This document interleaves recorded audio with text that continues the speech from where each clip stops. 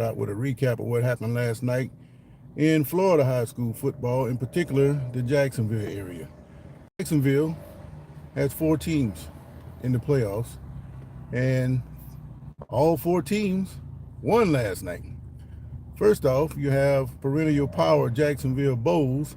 They went down to Edgewater as the number four seed, I believe it was, and they pretty much blew out, not Edgewater, but Bishop Moore. They blew Bishop Moore out.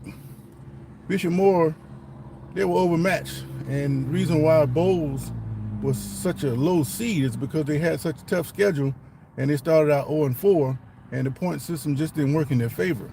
So knowing all along that there was a better matchup for them, I didn't think Bishop Moore would be able to keep up with Bulls, and the score proved that. It turned out to be like 37-0, I believe it was. The other team, Jacksonville Mandarin. This team here was considered by many to be the best team in Jacksonville all year, but they got upset by Creekside. Then they went down to Lake Mary, started turning the ball over left and right down there, and they got knocked off.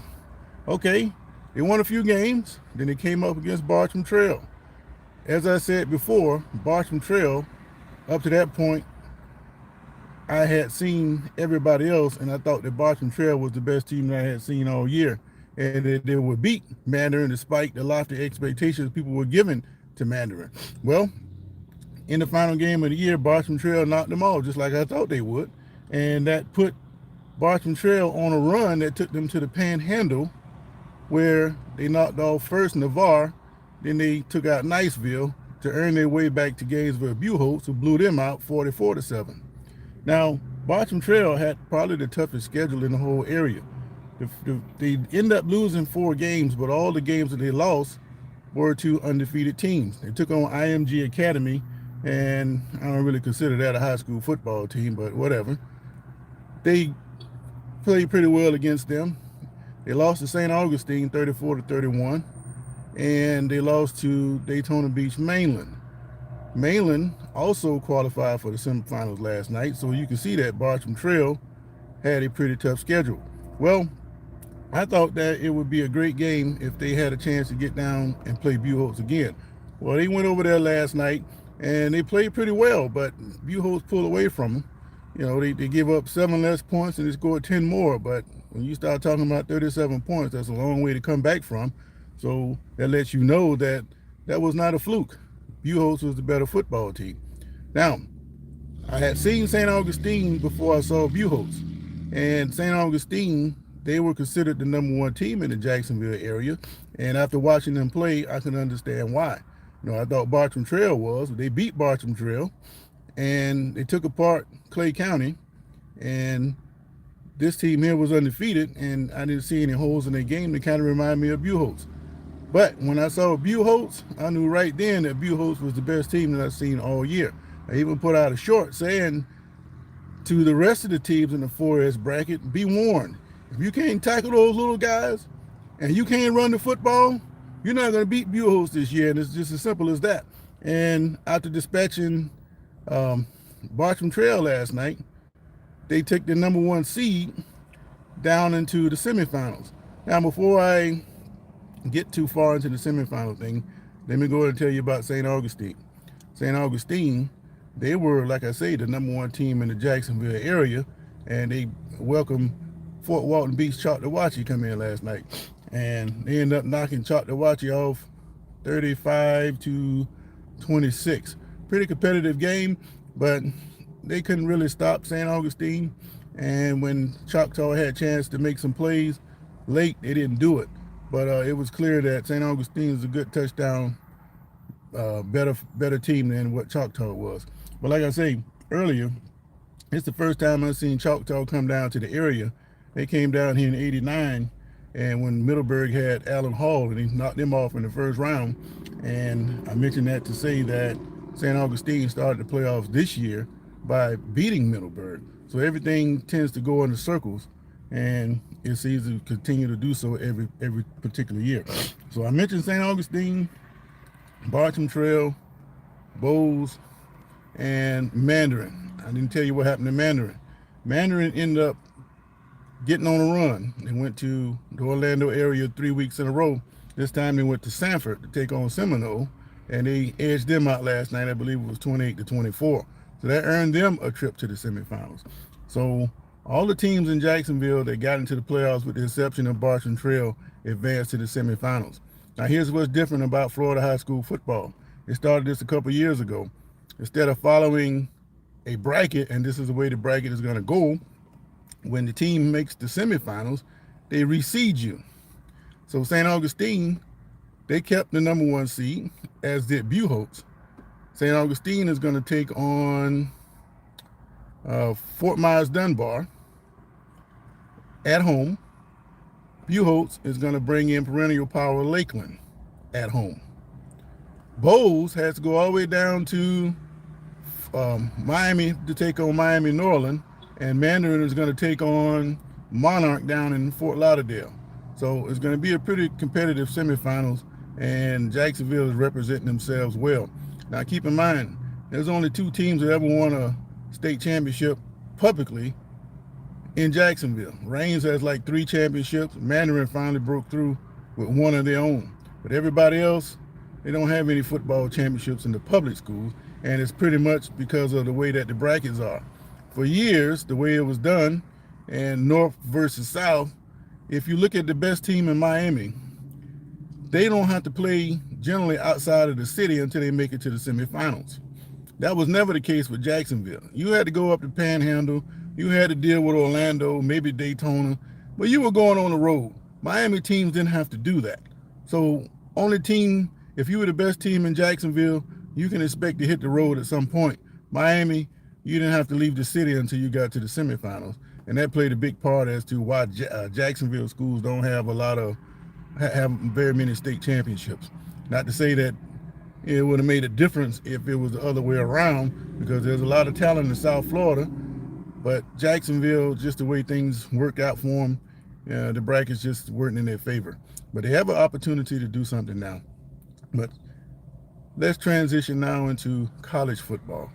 All year long, people are talking about how great the Big Ten is. The Big Ten, they got Ohio State, they got Michigan, and Penn State is better.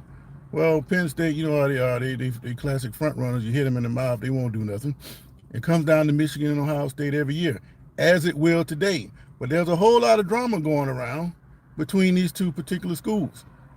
Michigan, as you know, is without their head coach, Jim Harbaugh, who was suspended for 3 games, the last 3 games of the regular season, because of this sign stealing thing that's going on. For a few weeks, it looked like the Big Ten, they wasn't going to say anything about it. But they finally suspended Harbaugh for 3 games in the regular season. Now get this, he's able to coach during the week, and he's able to coach if in the postseason. So where's the real teeth in this punishment? But regardless of that, I think Ohio State was behind the punishment that Michigan got. You know, Ohio State, they still have the number 1 athletic budget in college sports. So if they got a lot of power behind the scenes, they push that commissioner to do something to Michigan. That's just what I believe. Whether that's true or not, prove it. But I'm certain that Ohio State has something to do with Harbaugh getting suspended. Secondly, because they were accused of sign stealing, they think that Michigan won those 2 games against them the last couple of years because of these sign stealing techniques. Well, fine. All that's gone now. If Ohio State loses to Michigan today, then what excuse are they going to have?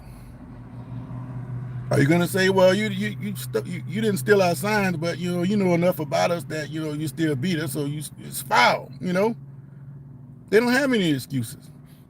So that's the one thing I hate about Ohio State and their fan base. They're always complaining about Michigan and what effect they're doing, and the only way they can compete with us if they're cheating and blah, blah, blah. Man, we want to hear none of that.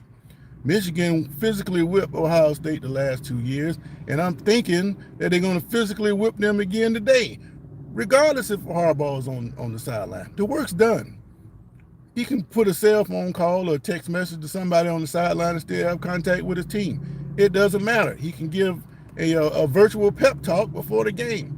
Harbaugh is present, but he's not going to be on the field, so it don't matter. He's not playing the game. But here's the deal. People have been saying that the Big Ten was going to get two teams in the playoffs. I don't think that's going to happen, and I'll tell you why. Know why? Alabama. Alabama is playing Georgia next week for the SEC championship. If Alabama wins the game, they're going to the playoffs. Guess who else is going to the playoffs? Georgia. Why? Because Georgia has earned the right to go to the playoffs. If Alabama beats them 58-0, Georgia is still going to go to the playoffs. You think I'm wrong about that?